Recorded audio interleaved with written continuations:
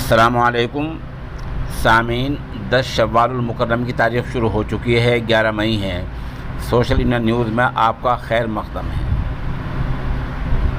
جو تصاویر ہم نے دی ہیں ان کی اور ان کی طرح دوسرے بہت سے لوگوں کی ضمانت کی اور رہائی کی امید ہو چلی ہے، کیونکہ آج دن میں سپریم کورٹ نے دیش دروہ ان دیش سے بغاوت کی دفعہ 124A کے بارے میں بہت ہی اہم فیصلہ دیا ہے۔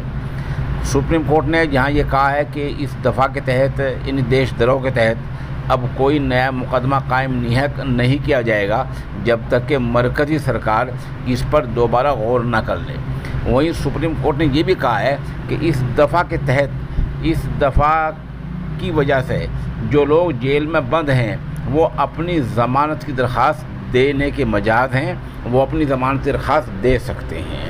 آپ کو پتہ ہی ہے کہ داعی اسلام حضرت مولانا محمد کلیم صدیقی، سیاسی لیڈر نونیت رانا، عمر خالد، شرجیل امام جیسے لوگ دیش دروہ کے قانون میں ہی جیل میں بند ہیں۔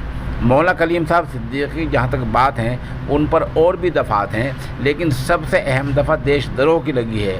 اب ان سب کے وکلاء کو چاہیے کہ وہ تیاری کریں اور جہاں جہاں ضمانت کی درخواست دی جا سکتی ہے اور وہاں دیش دروہ کے معاملے میں ضمانت دیں، تاکہ کئی مہینوں سے جیل میں بند یہ سب لوگ باہر آ جائیں۔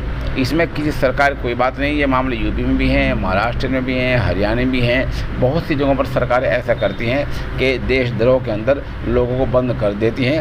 سپریم کورٹ کا فیصلہ آج ایسے لوگوں کے لیے امید کی نئی کرن بن کر آیا ہے۔